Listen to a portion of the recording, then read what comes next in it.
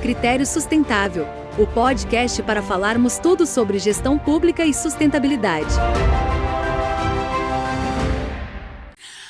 Olá, eu sou a Kathleen Feitosa Scartesini e esse é o podcast Videocast Critério Sustentável. Um espaço para discussão das temáticas da sustentabilidade, as diversas dimensões que a sustentabilidade nos traz.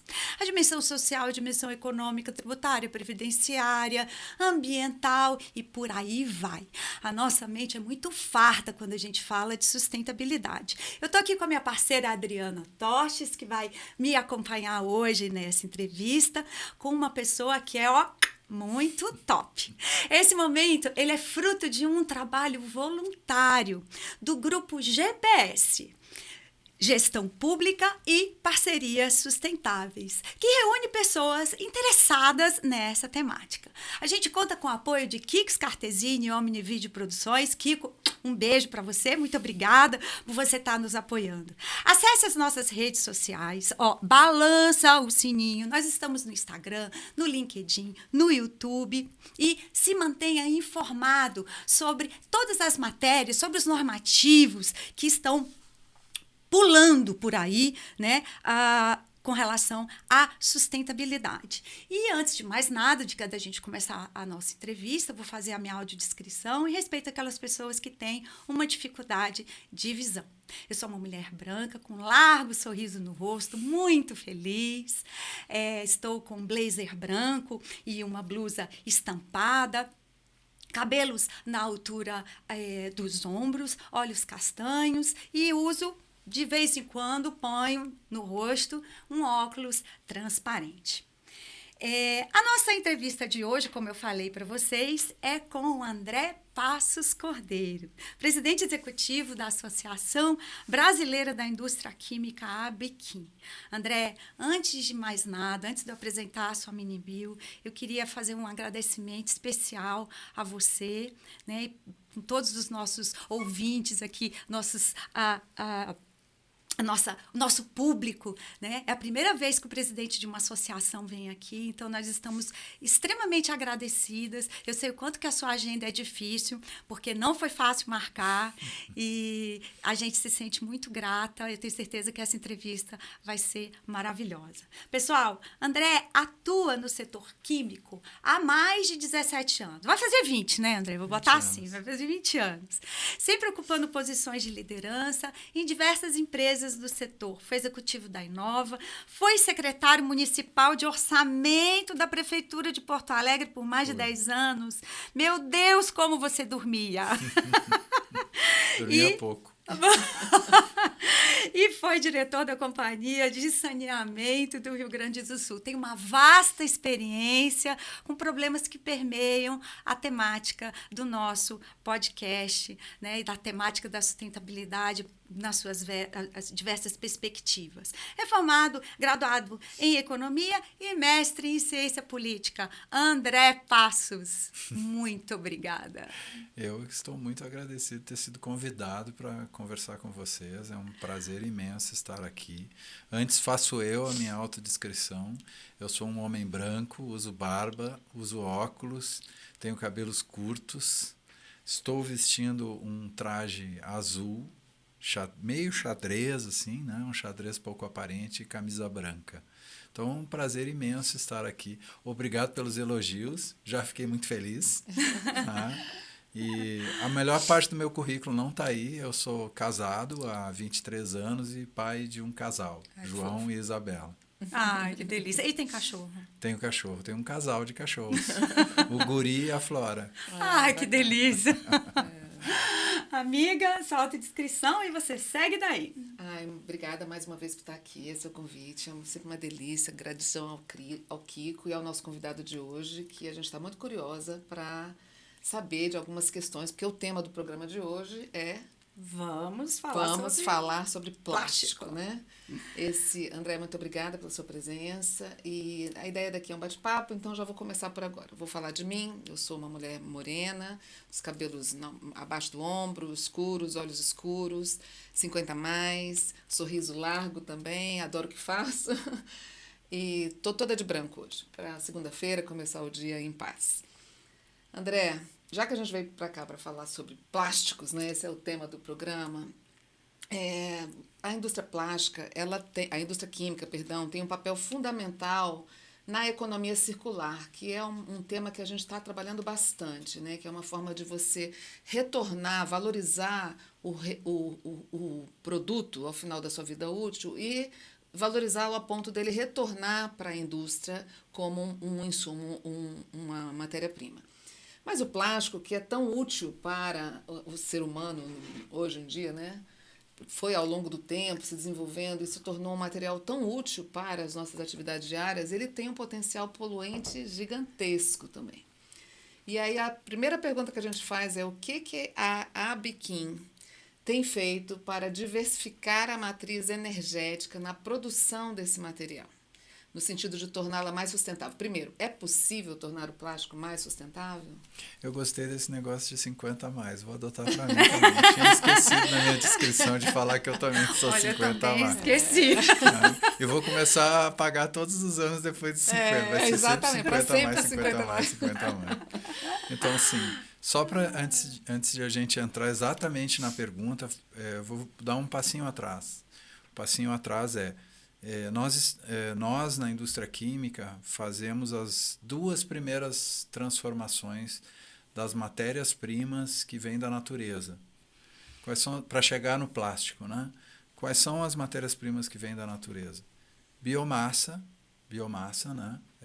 Por exemplo, a cana-de-açúcar, né? A biomassa derivada da cana-de-açúcar, o etanol ou algum produto do bagaço da cana, lignina, que é um derivado da celulose, petróleo, gás natural. Então, todas as matérias-primas que vêm da natureza, nós as pegamos e fazemos a primeira e a segunda transformação.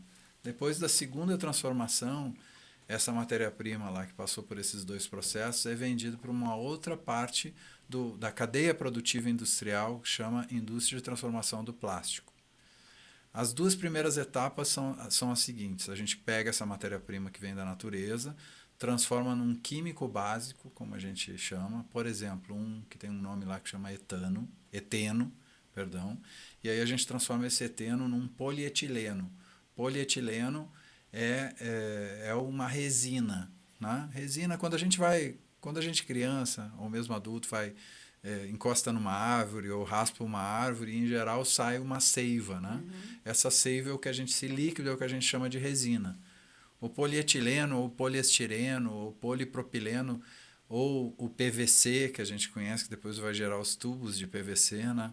São resinas, são líquidos em geral. Alguns deles transformados em pequenas bolinhas que nós chamamos de pellets.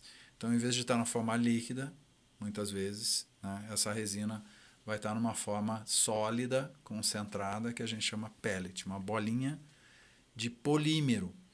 Já é um plástico. Esse polímero, essa resina, vai ser transformada no que a gente usa, né? Numa embalagem plástica, nos gabinetes de televisão, hoje muito pouco, né? Ou como é que eu vou dizer? Na moldura do computador, né? No que está em volta. Então, policarbonato, por exemplo, que é um tipo de plástico também, vai na haste do óculos, peças de veículos. Então, tudo isso utiliza essa segunda transformação e faz o produto final, certo? Então, a gente está nas duas primeiras etapas. Sem fazer essa dupla transformação da matéria-prima, a gente não consegue chegar no plástico lá no fim. Não consegue chegar a nenhum produto que precise de químicos em geral, não só nos plásticos, né? Então, nós também temos uma posição importante no que diz respeito à circularidade, né? A famosa economia circular ou a sustentabilidade num conceito mais amplo dos materiais, né? Esse material, depois do consumo, o plástico pós-consumo, né? Ele precisa voltar para algum lugar. E ele, em geral, deve voltar para o início do seu processo produtivo, que é a indústria química. Então, o que a gente está tentando construir na indústria química brasileira é uma forma desse processo, desse plástico chegar no início e ser reutilizado várias vezes. Um dos caminhos é a reciclagem mecânica. Só que na reciclagem mecânica, o plástico é transformado mecanicamente, ele é transformado em pedaços, né, em bolinhas de novo, e é misturado na resina virgem, que deriva ou do petróleo, ou do etanol, ou da biomassa em geral. Né? O que a gente está tentando fazer agora é trazer uma nova tecnologia para esse processo que chama reciclagem química. Se a gente conseguir aumentar a escala comercial dessa tecnologia, nós vamos conseguir pegar o plástico no final e transformar ele no produto original, no químico básico, né? No monômero que a gente chama, que é o químico que tem uma ligação que tem uma ligação. Basicamente, custo de produção. Né? Não dá para dar escalabilidade agora. Escala, tem limite de escala, tem ainda um limite de escala no uso dessa tecnologia. E tem também um limite econômico nessa tecnologia comparado com a matéria-prima virgem, né, como a gente chama. Então, esse é um grande desafio. Também há a possibilidade, no caso do plástico, como eu disse, de a gente ter várias matérias-primas que não só a fóssil. Então, eu posso usar o etanol, por exemplo, e transformar numa resina, num polietileno, que é a resina termoplástica final, que vai servir de matéria-prima para a transformação plástica e para o utensílio que vai ser consumido no final. Né? Então, tem múltiplos caminhos que a gente pode adotar aí para transformar o plástico num material cada vez mais sustentável. Sim. Ou seja, vocês não estão parados, né? Não, pelo contrário. O olhar é para o futuro. Não, pelo contrário. A gente está o tempo inteiro procurando soluções. Né? É um grande desafio para a indústria a reutilização do material. Né? Esse é um material engraçado, né? Porque engraçado, não sei se exatamente engraçado, mas é interessante, né? Porque o plástico, eu costumo dizer que é o primeiro material em que o grande problema é a abundância. Geralmente, em economia, eu sou economista de origem, como você falou, Catherine, geralmente em economia o grande desafio é a escassez. Você tem uma demanda muito maior do que a oferta do produto. No caso dos plásticos, a gente tem uma capacidade de ofertar, de produzir, muito maior do que a demanda. Então, o desafio para a humanidade no plástico é lidar com um material abundante, barato e multifuncional.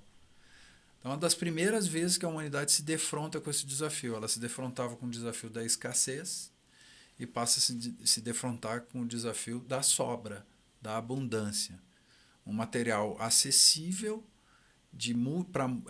que pode ser usado em múltiplas funções, né? E barato, comparado com os outros materiais. Se você pensar, por exemplo, em termos de peso, a vantagem do material plástico com as mesmas características físicas, uma característica física, resistência. Você consegue ter uma garrafa plástica tão resistente quanto uma garrafa de vidro, só que muito mais leve. Para você ter a mesma resistência de uma garrafa de vidro numa garrafa de plástico, né, você tem que ter muito vidro. Né? É muito peso. Nesse custo, tem que, assim, na verdade, é muito interessante isso que você traz sobre o peso econômico, né? As mudanças, geralmente, elas têm um viés econômico que pende mais a balança, né? Que pesa mais na balança. Sim. Mas quando a gente embute nesse olhar o custo no meio ambiente, né? As externalidades disso no meio ambiente, a gente começa a ponderar esse custo. Né?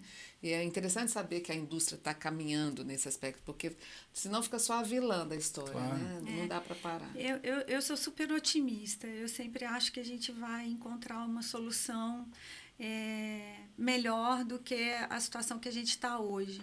Eu vou até inverter a ordem aqui das nossas perguntas, porque acho interessante nesse contexto do que você acabou de falar, André, a gente comentar um pouco sobre essa campanha. Vamos falar sobre plásticos, né? Porque a campanha ela visa promover o diálogo dos diversos setores da sociedade sobre o papel socioeconômico desse material e os caminhos justamente para uma economia circular sustentável. Semana passada a gente teve um encontro de prefeitos aqui em Brasília, né, dos novos prefeitos, mais de quase 3.200 prefeitos, e um dos momentos desse encontro foi justamente o lançamento do Fórum sobre Economia Circular. Fizemos o planejamento estratégico a Estratégia Nacional da Economia Circular. Eu digo fizemos porque eu estava, né, no grupo, junto com mais 50 mulheres maravilhosas, contribuindo com as suas expertises. Mulheres na Economia Circular. Mulheres na Economia economia circular. Cada uma contribuindo com o seu olhar, né, para que a gente pudesse ter realmente uma estratégia bem ampla e que fosse factível. E eu acho que o fórum ele vai nos permitir esse diálogo, né, com todos os setores, né, sem você trazer ninguém para ser o vilão. Mas eu queria saber quais são os resultados dessa sua primeira campanha e se realmente as pessoas começam a mudar essa percepção de que o plástico é o vilão do meio ambiente. Ou é a gente que é o vilão dessa história por não saber descartar o plástico de forma correta, ou certos plásticos que ainda não têm reciclabilidade. Aí a Adriana vai falar sobre isso daqui a pouco. Vamos ficar apenas com os resultados dessa campanha e essa percepção, né, do vilão do meio ambiente. O desafio do combate à poluição por plásticos, né, é um desafio mundial. A gente hoje há 2 anos e meio já vem discutindo um acordo global para combater a poluição por plásticos, né? É um acordo proposto pela ONU, né, pela UNEP, já são 2 anos e meio de discussão intensa, 2 grandes encontros por ano, feitos nos últimos 2 anos e meio. A gente já teve 5 encontros, o mundo inteiro reunido. E o que isso tem nos mostrado? Que a solução não é trivial e que ela tem que ser conjunta. Sim. Ela tem que envolver, primeiro, ela é em escala planetária, há que se ter uma regulação mundial para o tema, não há como escapar disso, não há como a gente imaginar que vai ter uma solução no Brasil se não tiver uma solução na China, que vai ter uma solução na China se não tiver nos Estados Unidos, que vai ter uma solução na Europa se não tiver na Rússia, na Índia ou no Oriente Médio. Há que se ter um caminho comum no mundo para enfrentar esse tema da abundância desse material tão útil para nós, mas que acabou, por várias razões, contaminando leitos de rios, mares, né? Enfim, leitos de água ao redor do mundo. Então a gente tem um desafio para enfrentar, a indústria tem plena consciência do seu papel nesse enfrentamento, tem se envolvido nessas discussões em nível global, em nível nacional, em níveis locais, né? Mas é preciso contar, você falou da Marcha dos Prefeitos, é preciso contar com os municípios, né, que estão lá no ponto onde o problema acontece, para estruturar a gestão de resíduos da forma adequada, né, a volta desse material para o lugar de onde ele nunca tinha que ter saído, que é o processo produtivo, né? Nós estamos falando de um material riquíssimo. Riquíssimo. Foi um material que originou-se, na sua maioria até agora, pelo menos, da mineração do petróleo, que é um bem escasso para a humanidade, né? É um bem que não se renova. Levou, enfim, milhares de anos para se formar. Então, a gente tem que pegar esse material e fazer ele voltar para o processo produtivo. Esse é o grande desafio hoje. Ele pode ser reciclado, tem muitas tecnologias para fazer a reciclagem inúmeras vezes do plástico, né? Então, a gente tem que começar a tratar ele não como um vilão, tem que começar a tratar ele como uma solução para a geração de renda, para a geração de uma economia saudável e sustentável. Por exemplo, ele é hoje 60% da renda dos catadores e das catadoras. Os outros materiais, todos eles somados, alumínio, latas de alumínio, vidro, papel e papelão, são somados 40% da renda dos catadores. E isso pode ser potencializado se cada um fizer seu papel. Exatamente. E descartar o resíduo no da local forma correto. Adequada. Falta conscientização? A Biquim já pensou em trabalhar com as escolas? Como é que está esse trabalho de vocês com relação a isso? Então, o primeiro movimento foi justamente esse, voltar a conversar sobre plástico. Parecia-nos um debate interditado, uma conversa interditada, tabu, como você disse. É fácil você vilanizar um material e dizer assim, ele é culpado por todos os nossos males. Só que isso tem um pecado relacionado a isso, que é a interdição do debate. Quando você interdita o debate, você interdita também a construção de soluções para o problema que está de frente da gente. Tá? Então, o primeiro movimento da Biquim foi vamos reabrir o debate, vamos fazê-lo de peito aberto. Vamos deixar que venham questionamentos, críticas, né? Agressões, mas para nossas, eu não digo tanto para eu não tinha tanta, eu confesso que eu não me surpreendi com o fato de que não apareceram haters no processo. né? A gente já está com o processo de discussão sobre plástico, o Vamos Falar sobre Plástico aberto há alguns meses, né? Dezembro, ONU, janeiro, acho que- fevereiro, 3 meses, né? Você lembra de uma campanha que a ONU lançou lá atrás? Sim, Não sei se foi sim. 2019 ou antes que foi disso, antes né? da pandemia, Diga é. não ao plástico de Sim. uso único. né? Exatamente. Acho que Foi. começou ali, talvez um Foi grande antes da movimento pandemia global. e depois Antes veio da a pandemia pandemia. e todo mundo começou a dizer sim ao plástico de uso único, né? Exatamente. Porque era a única alternativa. A gente às vezes não lembra da origem do plástico de uso único, especialmente pratinhos e copinhos descartáveis e canudinhos, né? Eu não digo que esses usos não tenham problemas que têm que ser resolvidos. Tem, né? Tem. Agora, eles foram criados por razões sanitárias em pandemias. Justamente por você utilizar numa situação de doença e descartá-lo. Eram utensílios que originalmente foram usados para enfrentar situações sanitárias. Então, quando surgiu a pandemia, cresceu o consumo de plásticos de uso.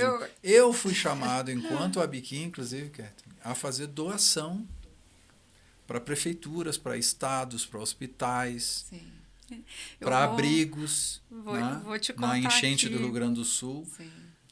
Então, Na verdade, ele é um facilitador da vida ele é da um gente, facilitador da vida da gente. Agora, tem uma coisa que você trouxe, você e a Kathleen trouxe, que eu não me canso de fazer a conexão, que nós temos no Brasil uma lei de 2010, que é a Lei da Política Nacional dos Resíduos Sólidos. PNRS. Né? E a lei, o que eu mais acho interessante nessa lei é que talvez seja uma das únicas do Brasil que fale num termo chamado corresponsabilização.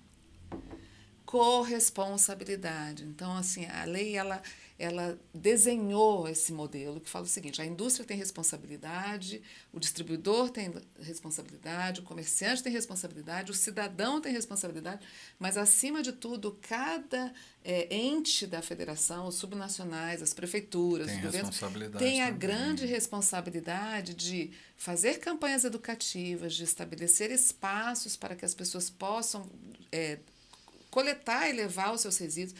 A gente sabe, por exemplo, já emendando uma pergunta na outra, sobre os plásticos termofixos, que chamam, né? Quantas vezes a gente se depara com uma coisa de acrílico, poliuretano, policarbonatos. um acrílico. O acrílico é uma coisa que me incomoda. O acrílico. Geralmente a gente tem um negócio de acrílico e que estragou. O que é que eu faço com essa criatura? E eu não tenho. Às vezes eu procuro no site, aqui no DF a gente até tem, mas ele é problemático, ele não é perfeito. Aonde que eu vou descartar esse material? Então, só resgatando isso, como essa campanha que vocês fizeram é interessante, desmistificar, mas ela necessita de um suporte. Sim. Que envolva a corresponsabilidade de todos os atores desse processo da circularidade, né? Porque também não Exato. cabe só o cidadão às vezes até Não, quer na- contribuir. Na discussão que surgiu em torno da campanha, apareceram questões dessa natureza, né? Qual o papel do poder público Sim. nisso? Qual o papel da indústria, das múltiplas etapas do processo de industrialização, né? Porque a cadeia industrial ela também não é uma só, né? Então, como eu disse, a gente pega a matéria-prima e faz as duas primeiras transformações. Depois tem um outro que transforma, por exemplo, numa embalagem. E tem uma outra parte da indústria que coloca o produto dentro da embalagem. Essa etapa é que entrega, essa última etapa é a que entrega no supermercado, é a que entrega na loja de cosméticos, a embalagem com o produto dentro. Essa é a que está capilarizada no país inteiro. Ela é que leva o produto lá para o município de Uruguaiana, na extrema fronteira do Rio Grande do Sul, ou para Duque de Caxias, no Rio de Janeiro, ou para, enfim, né? Para os vários, Salvador, para Ilhéus. Então, essa indústria do produto final, que coloca o produto dentro da embalagem, ela é que tem capilaridade para, eventualmente, recolher num processo de logística reversa e trazer de volta. A mesma indústria que entrega no ponto final, quando ela for lá entregar a nova leva, ela deveria recolher de alguma maneira naquele ponto a embalagem que é utilizada lá naquele ponto. Então, a PNRS começou a descortinar todos os atores envolvidos nesse processo e tentou fazer, através dos acordos setoriais, uma divisão de responsabilidade no processo de gestão de resíduos, né? Deu certo até um determinado momento. Só que agora se percebeu que é necessária a evolução para a produção de decretos por material, né? Então, a gente já tem o decreto do vidro e a gente anseia pelo decreto do plástico, que vai ali sim estabelecer qual é a responsabilidade de cada um nesse processo, especialmente dentro do processo de industrialização, mas também para municípios, estados, enfim, para o poder público nesse processo todo, né? Nós também precisamos que se gere, porque assim, o que tem valor, o que vira business, o que vira negócio, acaba cedo ou tarde se resolvendo, né? Cedo ou tarde se resolvendo. Então, esse material ele precisa ser valorizado de alguma maneira. Do nosso ponto de vista, o que vai trazer valor adicional para esse material? A obrigação de cada embalagem que for feita, por exemplo, ter um conteúdo reciclado dentro dela. Isso vai equilibrar o valor econômico do resíduo com o valor econômico da matéria-prima virgem. Esse é o nosso horizonte. Por exemplo, eu não vou citar qual é o material para não fazer merchan de nenhuma empresa, mas a gente produz um plástico sustentável no Brasil, somos o maior produtor desse plástico de fonte renovável no Brasil, praticamente 100% dele é exportado para o Japão.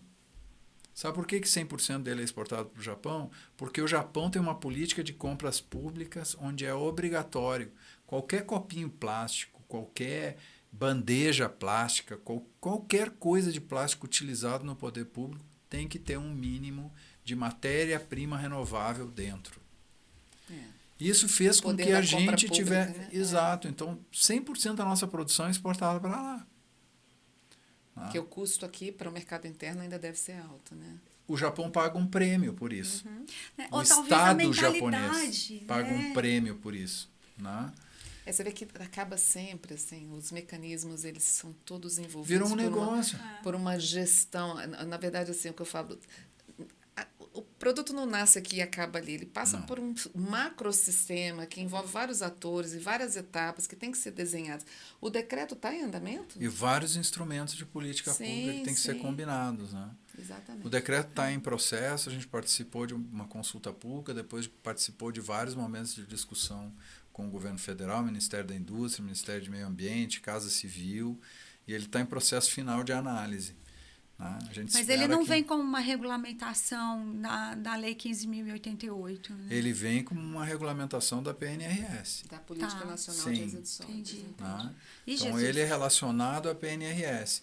Vai ter nele, pelo menos pelas minutos que a gente viu, uma exigência de mínimo de reciclagem, metas de reciclagem para o país ao longo dos anos e um mínimo de conteúdo reciclado também nas embalagens. O foco são embalagens, certo?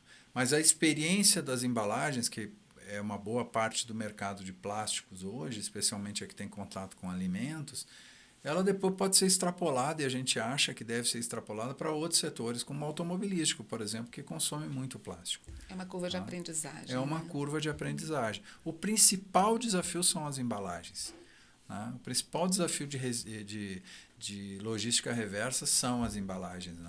Pelos múltiplos tipos de embalagem que nós temos, pelo fato de a embalagem estar em todo o Brasil, em todos os milhares de municípios do Brasil. Então, é um desafio grande, para a gente enfrentar. Era isso que a gente ia perguntar, né? Do vídeo da catadora, né, Adriana? Sim, exato. Não sei se você viu um vídeo circulando nas redes sociais de uma catadora de recicláveis falando, olha aqui essa garrafinha rosa, olha essa azul, olha esse papel de bala, olha essa embalagem de salgadinho, isso tudo não é reciclável, né? Nós tivemos recentemente na Central de Cooperativa de Catadores, aqui no âmbito do Distrito Federal, um trabalho que a gente faz há muito tempo, aliás, mais de 20 anos, né, Adriana? Que é algo que, assim, que eu recomendo fortemente, né, de todo gestor, né, de qualquer instituição. Inclusive você que tem filhos, né, leve seus filhos numa central de cooperativas para poder entender a importância de você descartar o lixo de forma correta e o consumo, principalmente isso. E quando a gente vê essa variedade de embalagens, né, a primeira coisa que me vem à mente é por que a gente não trabalha de uma forma uniformizada, que visa facilitar, né, o trabalho de todos. A aplicabilidade da PNRS, o trabalho do catador, a escalabilidade que a gente não tem quando você tem essa variedade gigante de cores e que bandeja de alimentos preta, verde, quantas cores, né? Quem tem impulsionado a indústria no sentido de redesenhar? Sim, então, nós recentemente criamos, junto com a Abiplastic, que é a terceira transformação, né, que transforma os nossos produtos em chapas plásticas ou mesmo em embalagens no final, né? Nós formamos na ABNT uma Câmara Brasileira, uma Câmara Técnica, para discutir exatamente regras e normas para embalagens plásticas e normas de reciclagem também. E isso tem uma relação muito forte com o design para a reciclabilidade, né? Então, as normas da ABNT, ou elas podem ser referências, ou estando previstas em legislação, como um decreto, por exemplo, podem ser de natureza obrigatória para a construção da embalagem, para a uniformização da embalagem. Por exemplo, você não tem mais garrafas de múltiplas cores, com aditivos, né, com corantes e tintas para as garrafas que depois criam dificuldade para o processo de reciclagem. Então, nós vamos começar a discutir nessa CB, Câmara Brasileira, da ABNT, número 51, essas normas para facilitar a reciclabilidade do material. Não é o nosso ponto na indústria, não é a química nem o transformador que determina qual vai ser o design da embalagem. São as marcas finais, os brand owners, como a gente chama, né? O dono da marca de cosmético, o dono da marca de refrigerante, o dono da marca de cerveja, o dono da marca de shampoo, né? O dono da marca de sabonete. Esses é que dizem como é a embalagem deles. E à medida que eles dizem como é a embalagem deles, eles vêm determinando para a cadeia como o produto vai ser feito. Se vai ter cor, se não vai ter cor, que cor será. Se ele tem que ter um aditivo anti-chama para garantir que não pegue fogo. Se ele tem que ter algum tipo de... qual o tipo de resistência física que tem que ter. Então, isso determina a densidade do plástico também para aquele tipo de embalagem. Vem tudo da ponta. Essa regulação do produtor que entrega para o consumidor. Essa regulação já existe no mercado europeu? Existem referências no mercado europeu, sim. Né? Mas no Brasil ela não existe. Então, hoje aqui você pode fazer qualquer tipo de embalagem, desde que elas sigam as regras sanitárias, né, mínimas. Então, tem alguma referência de Anvisa para as embalagens para alimentos, basicamente. Mas é interessante porque... Agora, embalagem para cosmético, você pode fazer de qualquer tipo. É a especificação do produtor final, por exemplo, né, que determina. Mas é interessante esse alinhamento, né? Eu acho que as parcerias devem ser estabelecidas, então trazer a ABNT, trazer a Anvisa e utilizar o poder de compra do Estado, né? Por isso que eu acho que a gente está caminhando todo mundo junto, a estratégia de economia circular, esse diálogo que está ocorrendo com a indústria que tem que ser ampliado e também esse exemplo que você trouxe que para mim é o mais legal, né? Quer dizer, você tem uma regra, o gestor público, na hora de demandar um produto, ele fala assim, olha, eu vou comprar isso aqui, vou comprar as embalagens, mas ela tem que seguir uma ABNT, tem que seguir um regulamento Anvisa. E aí você começa a estimular um movimento no mercado pelo poder de compra, entra no modelo econômico de transformação. Isso, tem que ter uma referência em norma brasileira sobre como a embalagem deve ser para que ela se entenda como reciclável no fim da vida. E esses atores, eles estão... como que eu diria, estão recebendo de bom grado essas transformações, ou né, cada um com o seu. Não, eu quero que a minha garrafinha seja rosa, mesmo que a reciclabilidade dela seja baixíssima. Eu acho que tem uma mudança de mentalidade no mercado, sim, Kathleen. Eu acho que a gente já está vendo vários produtores mudando. Só tem um problema. Quando você não tem uma regra geral, sempre pode ter o fujão, vamos dizer assim. Né? A exceção vira regra, né? A exceção vira regra, porque geralmente o fujão ele opta pela forma mais barata, menos custosa e que atende mais o desejo do consumidor final, por hipótese. Né? Então, é preciso ter uma regulação que submeta, né, todos os que estão atuando no mercado de uma forma geral, né? Eu dou um exemplo para comparar com isso, que é a lei de substâncias químicas que a gente está trabalhando agora. A Europa já tem, os Estados Unidos já tem, Canadá já tem, a Austrália já tem, o Brasil não tinha e o Brasil agora tem, né? O pessoal sempre me perguntou, mas por que isso não vai ser um custo adicional para a indústria? Não, pelo contrário, vai colocar regra para todo mundo funcionar daquele jeito.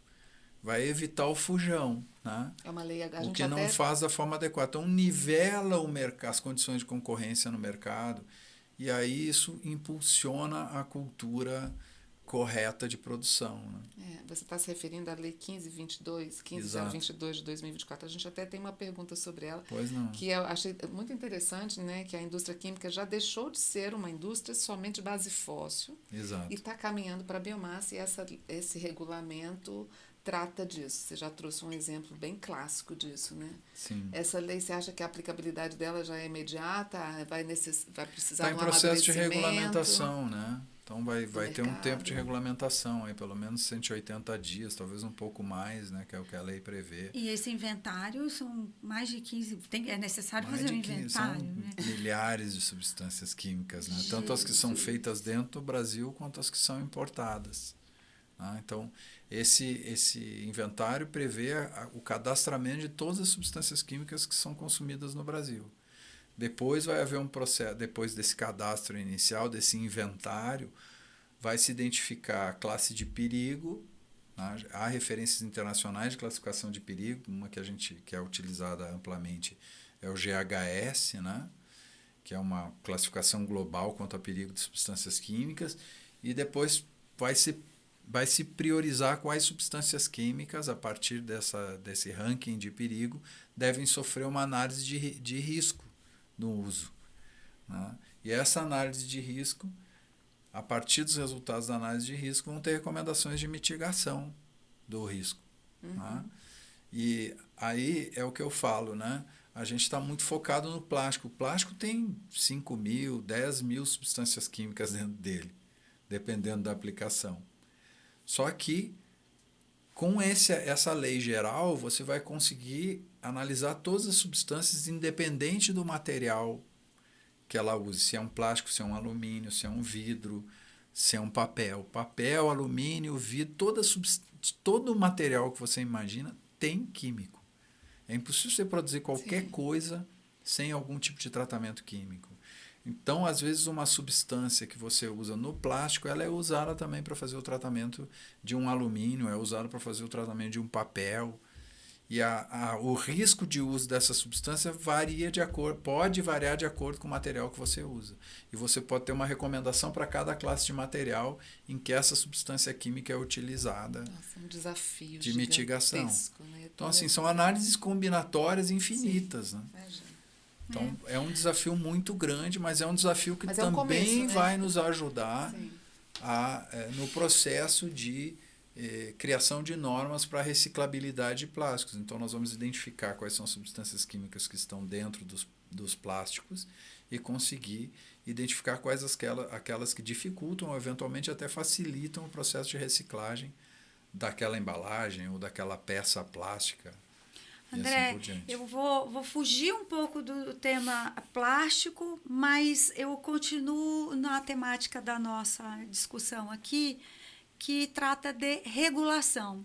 E a gente percebe que esse é um desafio gigantesco, né? Imagina todo mundo ter que obedecer a mesma regra. E a gente que tem uma fama de procurar sempre dar um jeitinho, né, brasileiro às coisas, a gente adora fugir de uma regra. Sim. Mas eu vou recordar aqui um fato lamentável que aconteceu esses dias, que foi o desabamento da ponte Juscelino Kubitschek, né, que liga o Maranhão ao Tocantins. Acredito que todos que estão nos assistindo devem lembrar, resultou na morte de 14 pessoas.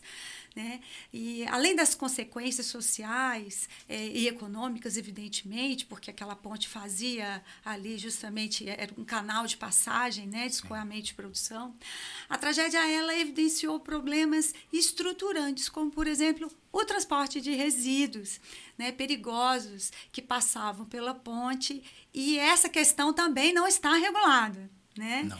E quando a gente se depara com situações assim, é que a gente se dá conta o quanto a regulação ela é necessária, né? Seja na produção, né? Seja na logística, seja no transporte. E eu sei que a Abiquim, ela tem ela trabalha, né, idealizou, na verdade, certificações, a certificação SASMAC, o Proquímica, se não me falha a memória, né, que são regulações voluntárias que implementam um sistema de qualidade para que isso, para que todo esse processo seja feito com a maior segurança possível, principalmente no ramo rodoviário, né, em todos os modais de transporte, acredito, né, mas o rodoviário, acho que pega mais pesado, né, com relação ao transporte dos produtos químicos, petroquímicos, perigosos, não perigosos. Por que o SASMAC ainda não é obrigatório?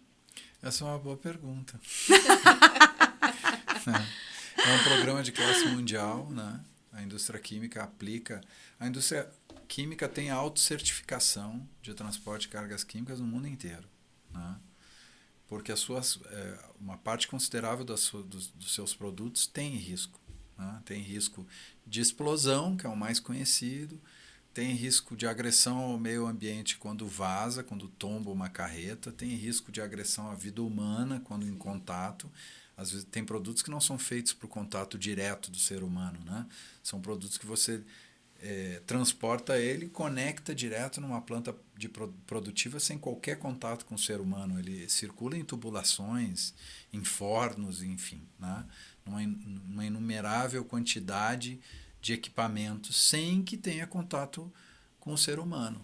Então, às vezes, tomba uma carga dessa por qualquer coisa, por um acidente na estrada, e as medidas têm que ser adotadas para combater essa emergência, né? Então, a indústria química estabeleceu formas de procedimentos de ataque que consigam regrar o transporte dessa carga em segurança até o seu destino final, e também criou programas para que o atendimento à emergência, no caso de um sinistro, fosse feito da maneira adequada.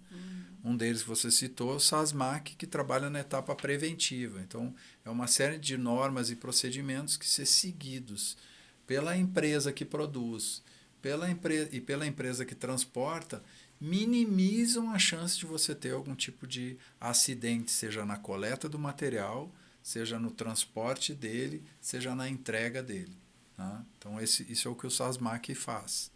Nós estamos discutindo com a Infra-SA, com a NTT, com o Ministério dos Transportes, para tornar, e com a BNT, inclusive, para tornar o SASMAC uma certificação de referência de norma técnica e também dos órgãos públicos em nível nacional e em nível estadual, né, por conta das rodovias estaduais também.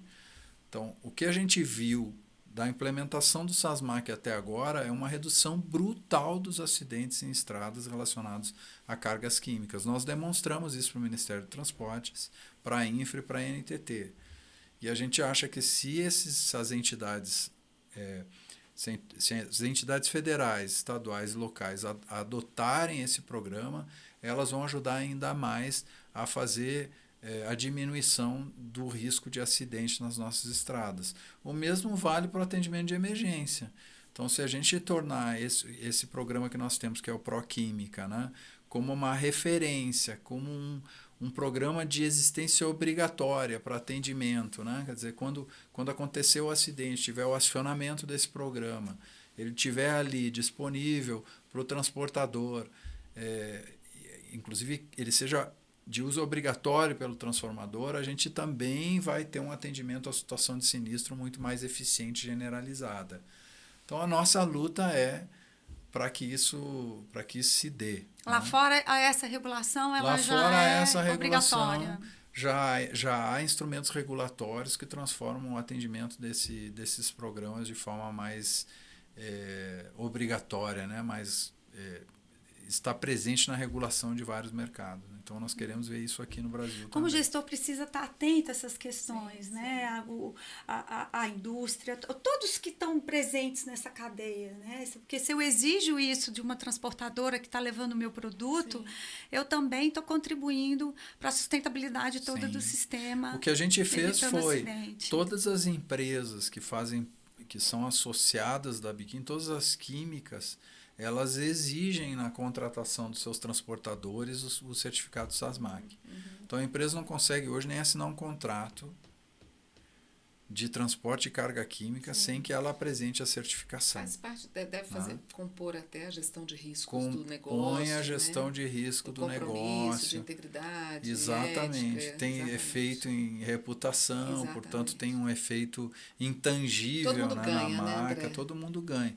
Então, não há BID hoje na indústria química. A gente representa cerca de 80%, quase 90% do mercado de químicos desta classe, né? Não há empresa que não exija na sua cotação de transportadora o SASMAC, né? Surpreende assim, a mim, que não sou especialista, mas surpreende que isso não seja assim. Por que não foi sempre assim? Sabe aquela pergunta? Como que estamos inventando história, né? Como assim? A gente está pensando nisso agora, né? Estamos fazendo a história, estamos vivenciando a história. Então, quem assumir esse protagonismo já fez a sua contribuição para a sustentabilidade, digamos assim.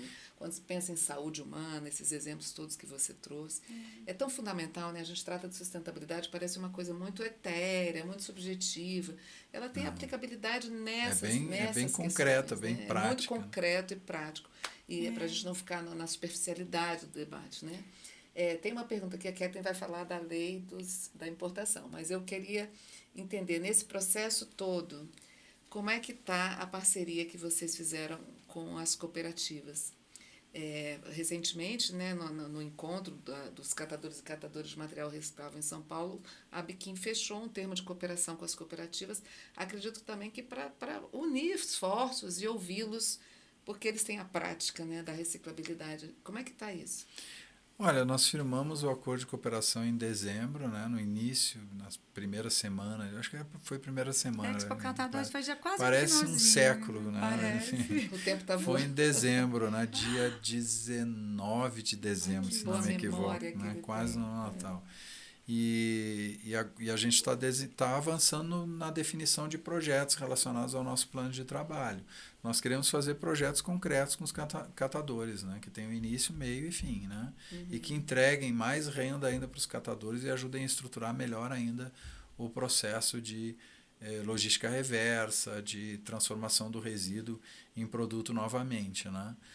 Alguns projetos que a gente tem trabalhado no uso de novas tecnologias, para além simplesmente da reciclagem mecânica, para fazer o processo de reciclagem do resíduo plástico, especialmente daqueles resíduos que, como a Kathleen falou, são de difícil reciclabilidade hoje, né? Filmes plásticos, né?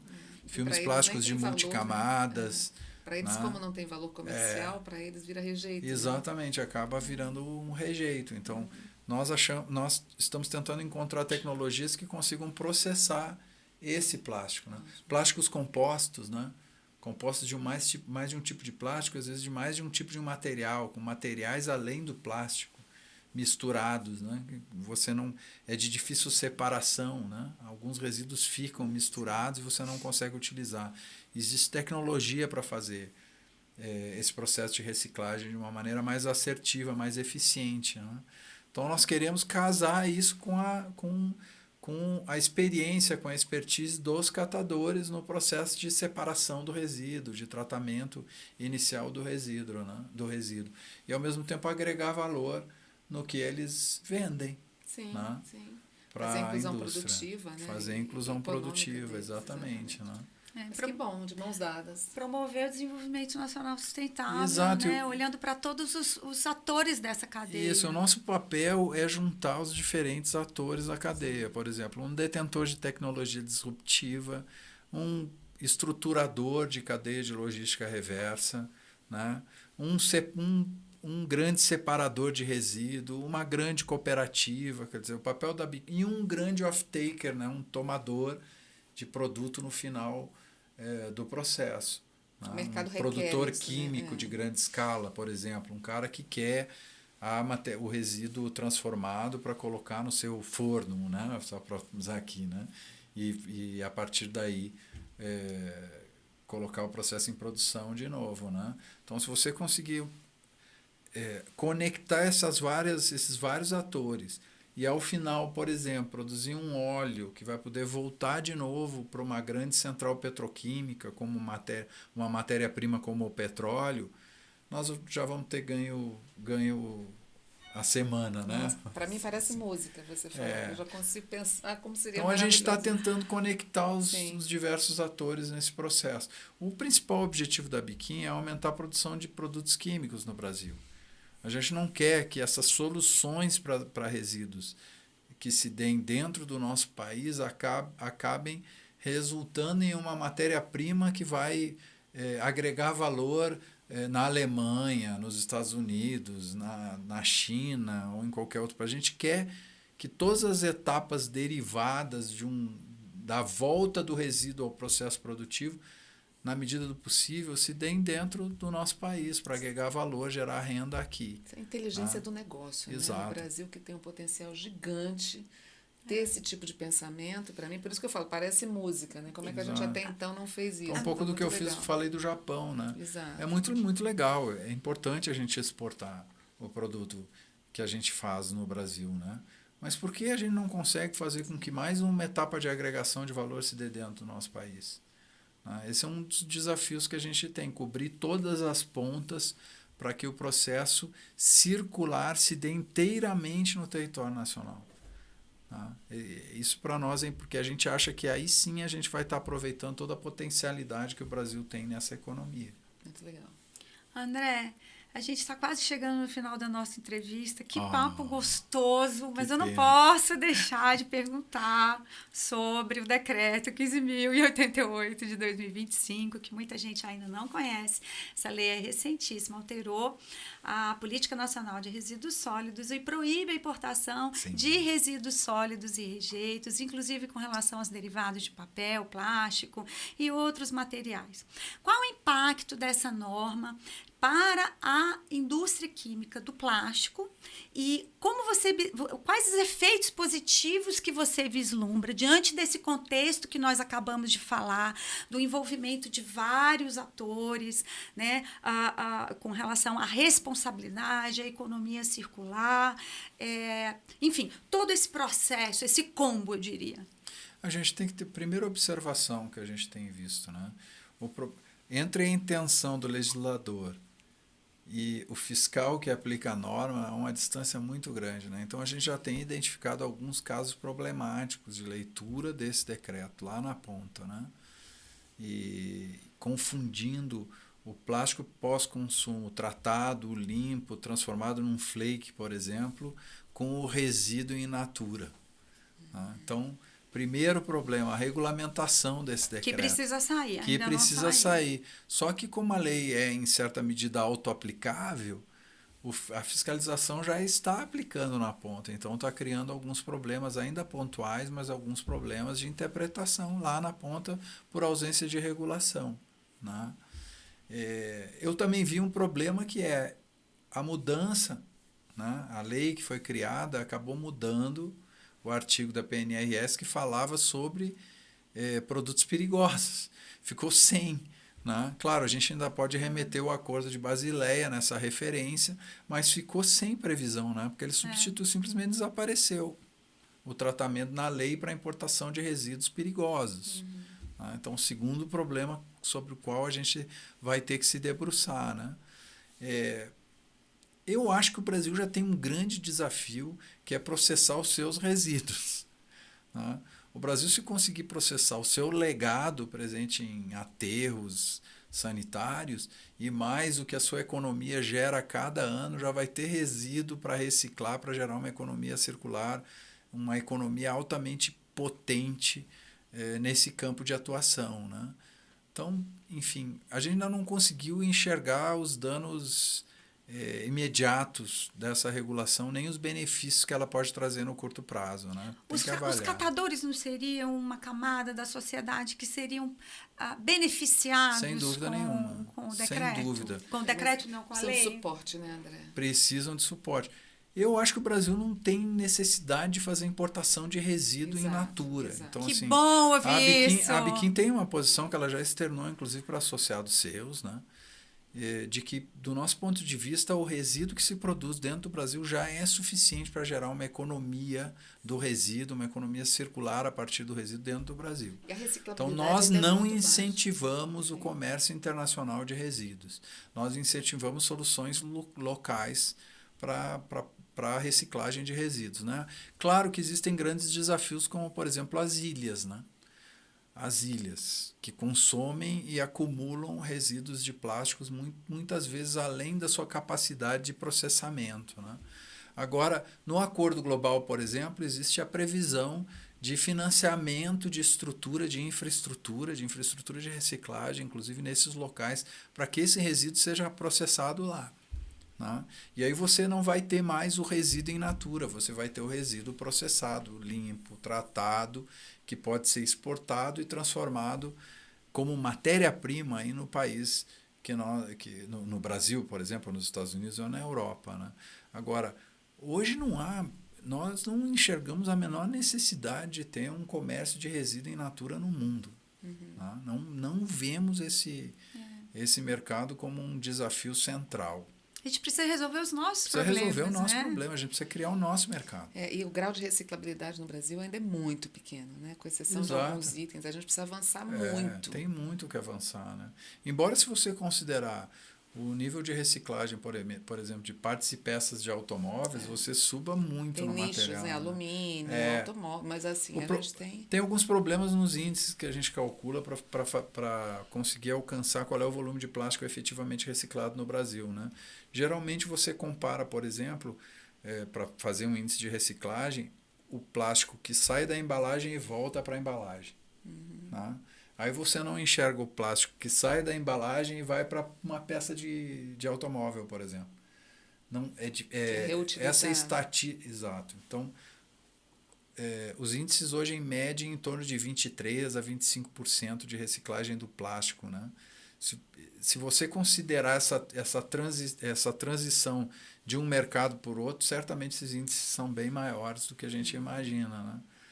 Outra coisa que talvez nos ajude muito a aumentar os índices de reciclagem no Brasil é a autorização que a Anvisa deu há mais de um ano atrás, a partir de um pedido da Biquim, para considerar a reciclagem química como um processo que gera um plástico reciclado que pode ir em contato com alimentos lá no final do seu processo produtivo, né?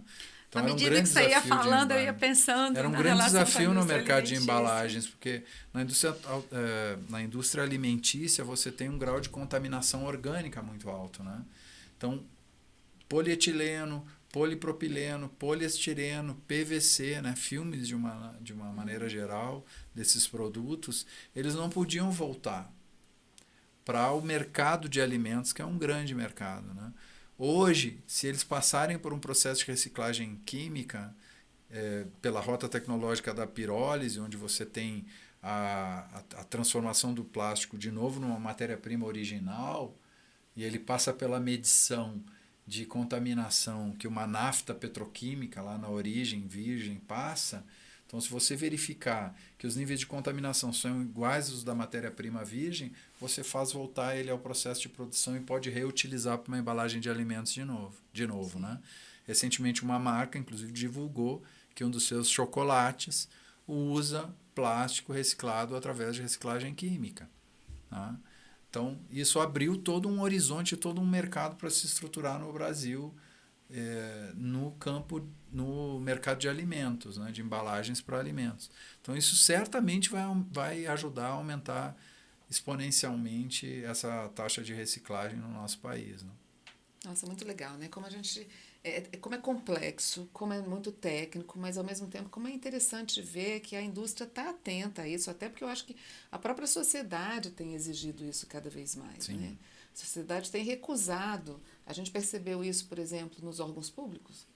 porque o vilão do consumo no órgão público virou copinho plástico, né, de café Virou. e de água, né? Isso virou um debate muito grande, que até em alguns momentos eu me preocupava de empobrecer o debate, né, porque era um item relevante pelo impacto ambiental, mas irrelevante do ponto de vista na comparabilidade com outras questões, como o consumo energético, o consumo de água e tal, mas que foi muito importante para uma mudança de mentalidade, para gerar uma conscientização sobre o impacto do resíduo que cada um gera. Sim. E como nós consumimos muito plástico, porque ele é o facilitador, a gente também tem que ter essa visão do pós-consumo.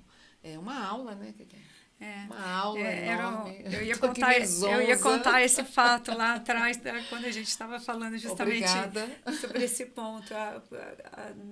Na questão da pandemia, muitos órgãos nos procuraram, né, nos tribunais. Agora o copo plástico voltou. Eu digo, gente, o copo não tem perna. Alguém pegou no copo. Alguém botou o copo dentro do porta-copo. Uma pessoa tirou 2, voltou com 1. Então, assim, num momento como pandemia, pelo menos para o dia a dia das instituições, cada um com o seu. Exato. Né? E acho que fica todo mundo feliz, né? Pelo menos para essas ações internas. André, sem palavras para descrever o quanto foi gostosa essa entrevista. Ficaria com você aqui mais 1 hora.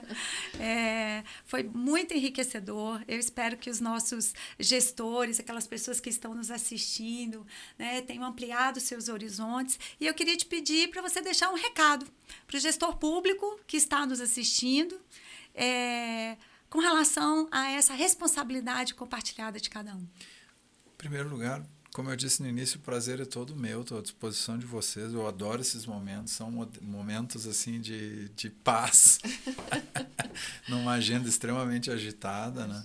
E também são momentos onde a gente reflete no diálogo, né? E quero dizer que aprendi muito com as perguntas, com a nossa conversa, e espero poder participar de outras em que a gente vá trilhando esse caminho da sustentabilidade, especialmente, mas não somente no plástico, né? A gente tem uma infinidade de produtos químicos que também têm o desafio de serem melhor e mais eficientemente usados pela sociedade, né? Nossos recursos no planeta são, em geral, todos finitos. A gente tem que aprender a usá-los várias vezes, né? O ponto em que a gente chegou no nosso sistema de produção, enquanto humanidade, é o ponto da linearidade. A gente ainda não fez a mudança para um novo modo de produção. A gente está num processo de mudança, né? A gente tem que sair dessa economia linear ainda. Os desafios são gigantescos em qualquer setor que a gente veja, né? Então, o meu recado para os parceiros públicos, né, é que continuem, que sigam apostando nos diálogos com o setor privado, com aqueles que de fato produzem, com aqueles que de fato enfrentam o desafio. Sejam os empresários, sejam as trabalhadoras e os trabalhadores envolvidos no processo de produção, sejam os catadores e as catadoras nos sistemas de cooperativa, sejam os movimentos sociais que lutam pela preservação do meio ambiente, né? Em geral, a gente opõe, né, os movimentos ambientalistas e a indústria, né? Pelo menos do ponto de vista da Biquinha, a gente tem a perfeita compreensão que cada um tem um papel na sociedade. O movimento ambientalista tem a função de empurrar a agenda, às vezes para além, inclusive, do paradigma que a indústria opera, de criar tendências, de criar culturas, de criar desafios, né? Às vezes passa do tom? Sim, às vezes passa do tom. Mas nós também, às vezes, passamos do tom na resistência em relação à criação de soluções, né? Então, é nesse diálogo, no Vamos Falar sobre Plástico, envolvendo todos os atores na discussão, que a gente vai encontrar soluções práticas e factíveis para enfrentar esse grande desafio que é, no fim, o uso sustentável de todos os materiais que a humanidade soube extrair da natureza e produzir. Triple bottom line. Econômico, ambiental e social. Exatamente. E vamos além, credo to credo, do berço ao berço. André, que prazer, muito obrigada por você estar aqui, obrigada, Adriana. Eu que agradeço. Para você que está nos assistindo, fica um recado do nosso presidente da Biquim. Vamos incentivar o diálogo, vamos atrás de maior comunicabilidade entre todos os setores. Você quer falar mais, saber mais sobre sustentabilidade? Fica com o Critério. Essa foi a nossa primeira entrevista do ano. A gente ainda tem muito mais para te mostrar durante todo o ano de 2025. Então, até a próxima e um beijo. Tchau, tchau. Critério Sustentável. Oferecimento. GPS.